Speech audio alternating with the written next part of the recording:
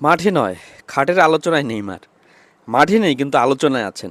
নেইমারকে ভুলে যাওয়ার আসলে কোনো উপায় নেই।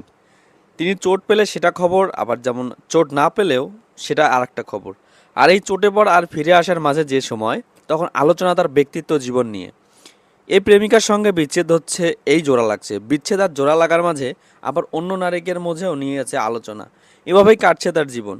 ব্রাজিলের সর্বকালের সেরাদের একজন হয়ে ওঠার আভাস দিয়ে তার ক্যারিয়ার শুরু হয়েছিল। সেরাদের একজন হয়েছেন, নিজের সময় তো অবশ্যই, তবে সর্বকালের সেরা হয়ে ওঠার মতো কিছু আসলে এখনও করতে পারেননি। তবু এই ব্রাজিল দলে ৩৩ বছর বয়সী নেইমার যেন ধরাছোঁয়ার বাহিরে। হ্যাঁ, ভিনিসিয়াস জুনিয়র, রাফিনিয়া, রদ্রিগোরা এসেছেন, ভালোও করেছেন, কিন্তু কেউ নেইমার হয়ে উঠতে পারেনি। ফলে শেষ পর্যন্ত নেইমারকে নিয়েই আলোচনা। মেসির ছায়ায় থাকবে না বলে পিএসজি গেলেন, সেখানে বড় কিছু করতে না পেরে পাড়ি জমালেন সৌদি আরবের ক্লাব আল হিলালে।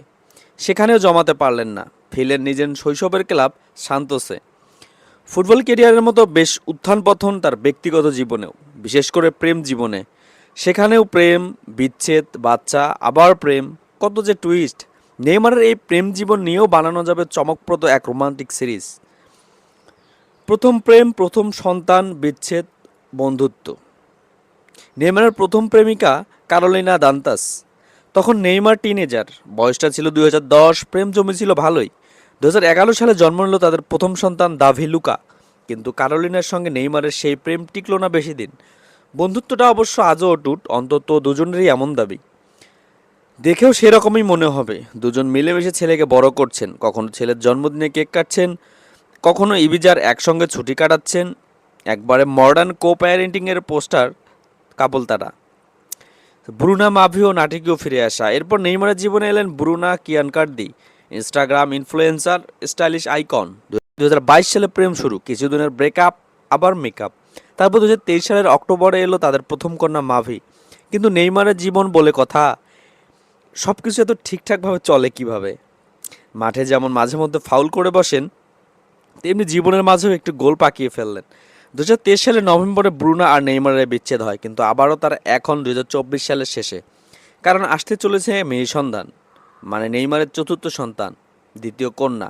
এই তো দুদিন আগেই নেইমারের এক ইনস্টাগ্রামে পোস্ট থেকে জানা গেল আবারও তার সন্তানের মা হতে চলছেন ব্রুনা। 2024 সালের মাঝামাঝি জানা গেল এক ব্রাজিলিয়ান মডার্ন ইনফ্লুয়েন্সার অ্যামান্ডা কিম্বার্লির কোলেও এসেছে নেইমারের আরেক কন্যা, যার নাম হেলেনা। ধারণা করা হচ্ছে ব্রুনার সঙ্গে তখন বিচ্ছেদকাল চলছিল নেইমারের। নিজেও তখন হাঁটুর চোটে মাঠের বাইরে, কিন্তু মাঠের বাইরে বসে থাকেনি, জড়িয়ে পড়েছিলেন নতুন সম্পর্কে। হেলেনার জন্মের পর কিছু নাটকও হয়েছে। নেইমার প্রথমে ডিএনএ টেস্ট চেয়েছিলেন, পরে সেটা হয়েছিল কিনা তা আর জানা যায়নি। তবে হেলেনার বাবার দায়িত্ব পালনে কোনো কমতি রাখছেন না নেইমার। তো এখন নেইমারের ফ্যামিলি মানে একটা ছোটোখাটো ফুটবল টিম। নেইমার নিজে, সঙ্গে বান্ধবী ব্রুনা, আর আছেন নেইমারের সন্তান দাভি, মাভি, হেলেনা এবং ব্রুনার গর্ভে অপেক্ষমান আর একজন। পরিবার এটুকুতেই সীমাবদ্ধ থাকবে, এরা যদি ভেবে থাকেন তাহলে হয়তো ভুল করছেন। নেইমার বলে কথা, চমক দেওয়াতে তার জুড়ি আছে অবশ্যই, এবং হয়তোবা সামনেও এমন আবার কোনো নতুন সম্পর্কের সাথে আমাদের চমক দিবেন। ভিডিওটি কেমন লাগলো জানাবেন, সাথে আপনার মূল্যবান মন্তব্য কমেন্ট করে জানাবেন, এবং ভালো লাগলে অবশ্যই লাইক, কমেন্ট এবং সাবস্ক্রাইব করবেন।